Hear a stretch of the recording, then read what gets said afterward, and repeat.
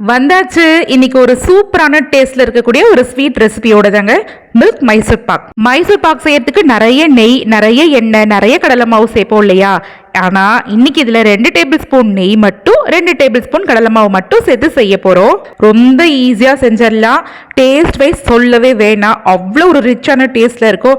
நீங்க ஒரு தடவை இதை வீட்டில் செஞ்சு பார்த்துட்டீங்கன்னு வச்சுக்கோங்களேன், அப்புறம் காசு கொடுத்து கடையில எல்லாம் ஸ்வீட் வாங்கவே மாட்டீங்க.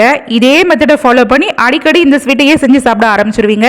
இப்போ பாருங்க ஸ்வீட் எந்த அளவுக்கு ரொம்ப சாஃப்டா இருக்குன்னு. நான் இது வரைக்கும் ஸ்வீட்டே செஞ்சது இல்லைங்க. எனக்கு ஸ்வீட்டே செய்ய தெரியாதுன்னு சொல்ற பிகினர்ஸ் கூட ரொம்ப ஈஸியா அந்த ஸ்வீட்டை செஞ்சிடலாம். சரி வாங்க வீடியோக்குள்ள போறதுக்கு முன்னாடி நம்ம சேனலை சப்ஸ்கிரைப் பண்ணாதவங்க சப்ஸ்கிரைப் பண்ணிக்கோங்க. இந்த டேஸ்டான ஸ்வீட் செய்யறதுக்கு 1 லிட்டர் அளவுக்கு நல்ல திக்கான பாலை காய்ச்சிட்டு அதில் கொஞ்சமாக லெமன் ஜூஸ் சேர்த்துட்டு இது போல் திரிசலாக்கி வச்சுக்கலாங்க. உங்ககிட்ட பன்னீர் இருந்தாலும் தாராளமாக இந்த ரெசிபி செய்ய பயன்படுத்திக்கோங்க. பன்னீர் இல்லைன்னா நீங்கள் இந்த மாதிரி பாலை திரிசல் ஆக்கிட்டு அதுக்கப்புறமா இந்த ரெசிபி பண்ண ஆரம்பிச்சுக்கோங்க. நீங்கள் கடையில் வாங்கக்கூடிய பன்னீரை யூஸ் பண்ணும் போது ஒரு 300 கிராம் அளவு உள்ள பன்னீரை பயன்படுத்திக்கோங்க. இப்போ நான் வீட்டிலையே பால்லேருந்து பன்னீர் எடுக்கிறேன். ஸோ இப்போ இந்த பன்னீரை அப்படியே ஒரு வடிகட்டியை பயன்படுத்திட்டு ஃபில்டர் பண்ணிட்டு நல்ல ப்ரெஷர் கொடுங்க. ப்ரெஷர் கொடுத்துட்டு இந்த பன்னீரில் கொஞ்சம் கூட தண்ணியே இல்லாதபடிக்கு இதில் உள்ள தண்ணி எல்லாத்தையுமே அழுத்தி வெளியில் பிடிஞ்சு எடுத்துருங்க. இந்த மாதிரி நீங்க செய்யும் போது தான் ஸ்வீட்டோட டெக்ஸ்சர் நல்ல சாஃப்டா நல்ல மணலாக இருக்கும். தண்ணியை ரொம்ப பிழியாம செஞ்சீங்கன்னா ஸ்வீட் அப்புறம் ரொம்ப குழன்னு ஆயிடும். இப்போ இதை பிழிஞ்ச பன்னீரை அப்படியே வேற ஒரு மிக்சி ஜார் கப்ல சேர்த்துட்டு 1/4 கப் அளவுக்கு மட்டும் நல்லா திக்கான காய்ச்சி ஆற வச்ச பாலை சேர்த்துட்டு இது இப்போ நல்லா அரைச்சி எடுத்துட்டு வந்துடலாம். ஒரு 2 சுத்து விட்டாலே போதுங்க. இது நல்லா சாஃப்டா செத்த நேரத்தில் மசிஞ்சிரும். இப்போ பாருங்க இந்த பன்னீர் ஒரு கிரீமியான டெக்ஸ்சருக்கு மாறி வந்துருச்சுங்க. இப்போ அரைச்ச இந்த பன்னீர் ஒரு ஓரமா இருக்கு. அடுத்ததா அடுப்புல ஒரு அடிகனமா இருக்கிற ஒரு பேன் வச்சுக்கோங்க. பேன்ல 2 டேபிள் ஸ்பூன் மட்டும் நெய் சேர்த்துக்கோங்க. ஜாஸ்தி நெய் சேர்க்க தேவையில்லைங்க. அடுத்ததா இது கூட 2 டேபிள் ஸ்பூன் அளவுக்கு கடலை மாவு சேர்த்துக்கலாம். இப்போ கேஸோட தீயை நல்லா மிதமா வச்சுட்டு ஒரு 2லிருந்து 3 நிமிஷத்துக்கு இந்த நெய்யிலேயே இந்த கடலை மாவை இது போல வறுத்து கொடுங்க.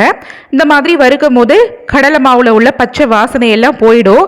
அதே சமயம் கடலை மாவு நல்லா இது போல பொங்கி கொஞ்சம் நிறமும் மாறி வர ஆரம்பிக்கும். இந்த மாதிரி செஞ்சுட்டு நீங்க ஸ்வீட் செய்யும் போது ஸ்வீட்டோட மனமே வேற லெவல்ல இருக்குங்க. இப்போ 3 நிமிஷத்துக்கு மட்டும் இந்த நெய்யிலேயே கடலை மாவை ரோஸ்ட் பண்ணி முடிச்சதுக்கு அப்புறமா அடுப்புல இருந்து பேனை இறக்கி கீழே வச்சிருங்க.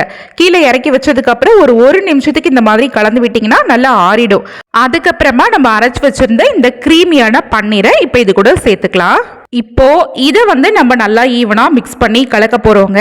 இந்த கடலை மாவையும் இந்த கிரீமியான இந்த பன்னீரையும் நல்லா ஒன்று சேர மிக்ஸ் ஆகுறது போல இந்த மாதிரி நல்லா ஈவனா கலந்து விட்டுக்கோங்க. இப்போ பாருங்க நல்லா ஈவனா மிக்ஸ் ஆகி வந்துருச்சு. இப்போ இந்த பேன் எடுத்து மறுபடியும் அடுப்பில் வச்சுக்கலாம். அடுப்பில் வச்சுட்டு மறுபடியும் ஒரு 2 நிமிஷத்துக்கு கலந்து விடுங்க.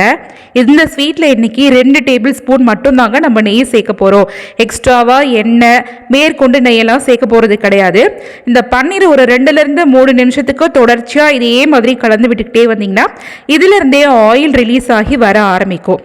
இப்போ பாருங்க இருக்க கொஞ்சம் டைட்டான கன்சிஸ்டன்சில இந்த பன்னீர் மாறி வர ஆரம்பிச்சிருச்சுங்க.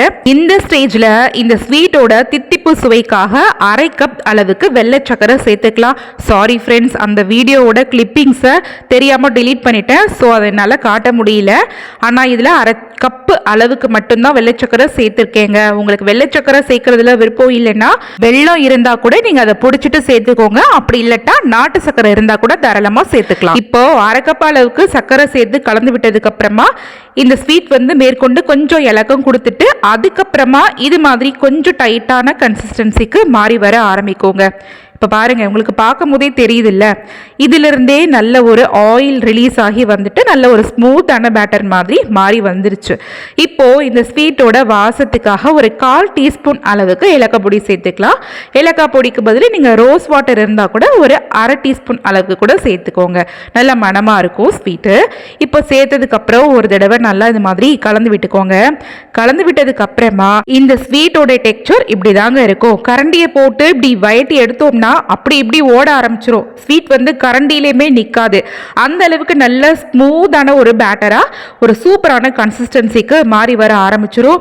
இந்த மாதிரியான ஒரு கன்சிஸ்டன்சியில் வந்ததுக்கு அப்புறம் தான் நீங்கள் கேஸோட ஃப்ளேமை கம்ப்ளீட்டாக ஆஃப் பண்ணணும். நான் இப்போ ஆஃப் பண்ணிட்டேன். ஸ்வீட் பேட்டர் ரெடி ஆயிடுச்சுங்க. இப்போ நான் ஆல்ரெடி ஒரு சின்ன கிளாஸ் கண்டெய்னரில் கொஞ்சமாக ஆயில் ஸ்ப்ரெட் பண்ணி வச்சுருக்கேன். ஆயிலுக்கு பதிலாக நீங்கள் நெய் இருந்தால் கூட கீழே க்ரீஸ் பண்ணி விட்டுக்கோங்க. இப்போ நம்ம ரெடி பண்ணி வச்சுருந்த இந்த ஸ்வீட் பேட்டரை இந்த கண்டெய்னரில் சேர்த்துக்கலாம். சேர்த்துட்டு இது போல் ஒரு கரண்டியை வச்சு நல்லா மேலே இது மாதிரி மட்டமாக சமன்படுத்தி விட்டுக்கோங்க. இப்போ பாருங்கள் எந்த அளவுக்கு ஸ்வீட் நல்லா சாஃப்ட் அண்ட் ஸ்மூத்தாக இருக்குன்னு. இது இப்போ ரொம்ப சூடாக இருக்குங்க. ஸோ நல்லா ஜில்லுன்னு ஆறுனதுக்கப்புறமா நம்ம டீமோல்ட் பண்ணி எடுத்துக்கலாம். நல்லா சுட சுட கவுது டீமோல்ட் பண்ணிங்கன்னா கொஞ்சம் ஒட்டும், அதனால் நல்லா ஆறட்டும். இப்போ பாருங்கள் கிட்டத்தட்ட ஒரு 20 நிமிஷம் அந்த அளவுக்கு நல்லா ஆறுனதுக்கப்புறமா இதை அப்படியே வேற ஒரு பிளேட்டில் கவுத்தி விட்டுட்டு டீமோல்ட் பண்ணிக்கலாம். பாருங்கள் ஒட்டாமல் அழகாக வெளியில் வந்துருச்சு. இந்த மில்க் மைசூர் பாக்கை நம்ம விருப்பப்பட்ட ஷேப்பில் கட் பண்ணிவிட்டு சர்வ் பண்ணி சாப்பிட ஆரம்பிச்சிடலாம்.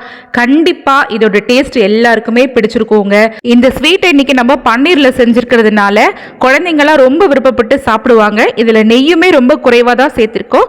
ஸோ நம்ம பெரியவங்க கூட ரொம்ப தாராளமாக எடுத்துக்கலாம். ரொம்ப டேஸ்ட்டாகவும் இருக்குங்க. இதே மாதிரி நீங்களும் உங்க வீட்டில் ட்ரை பண்ணி பாருங்க, ரொம்ப டேஸ்டா இருக்கும். இந்த ஸ்வீட் ரெசிபி பிடிச்சிருந்ததுன்னா சூப்பர் கிச்சன் சேனலை சப்ஸ்கிரைப் பண்ணலனா சப்ஸ்கிரைப் பண்ணிக்கோங்க. இந்த வீடியோவை நிறைய ஷேர் பண்ணிக்கோங்க. நன்றி.